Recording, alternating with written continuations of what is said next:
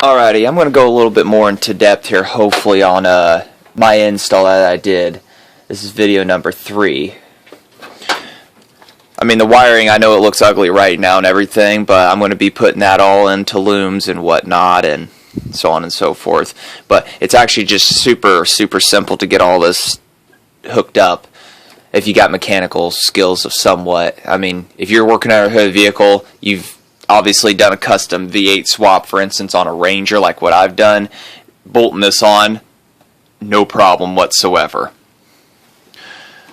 I mean, every single one of these wires, sorry about the lighting in here, it's terrible, so I have to use my camera light, but they are all labeled fan, key on. If you're running AC, the black wire, which I'm not, so I didn't have to use that one. You've got your fan if you wanted to control that, which I did, and it turned dead on the temperature when it got to it. Battery, and whatever this one is here, their tack wire, so it knows when to fire and everything when you're turning over. And your fuel pump wire, it's actually, mine was more than long enough to reach to my fuel tank where my fuel pump is back there, so no need to extend that one, at least on a Ranger here. But your fan, pretty much, the instructions are straightforward on it and everything. Hooked it to, I'm running a Taurus electric fan here, all relayed up and everything as it should be. The only thing you have to do is just hook your, from the EFI system, it says hook it to your ground for your relay. So that was a simple from my thermostatic that I was running, which, yeah, it kept it cool, but being in front of the thermostat, it didn't do such a hot job, because my fan always wanted to be on no matter what when it didn't need to be. So hopefully this new setup, it'll be totally different on that. But wired up to that, turned on exactly at the time, and I was super happy about that. I know wiring's a nightmare, it's a mess under here, at least dirt-wise and everything. Straightforward, you know, AN things, these are push-on ones for 3/8 inch line, AN 6. I put hose clamps on it just for safety, you never know.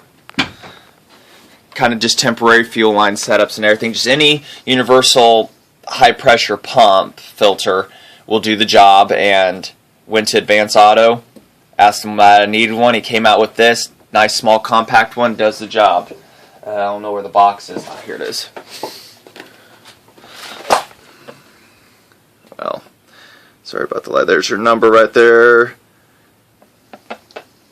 So any of those really work for the job.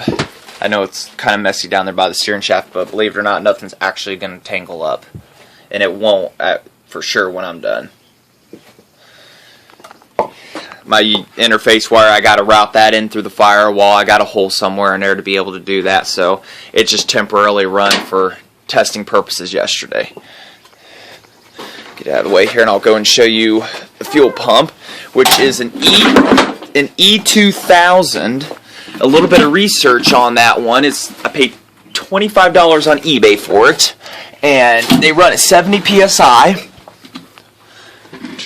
Where is it at? Oh yeah, fuel tank's up here. Like I said, all temporarily mounted right now. It is an E2000. $25, 70 psi. It can be found at parts stores and stuff like that. Really, in the off-road world, it's actually a really nice universal pump that they use for that, so pretty good there. This is actually a 3/8 inch brake line, 6 foot of it, which I converted, and it is steel. Don't use aluminum. The instructions even say not to. It is my return line.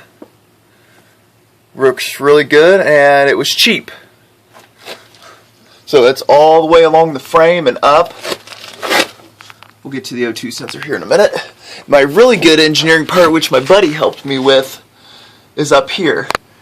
To splice in to the filler neck. Moroso sells a $50 one. I said hell with that. I ended up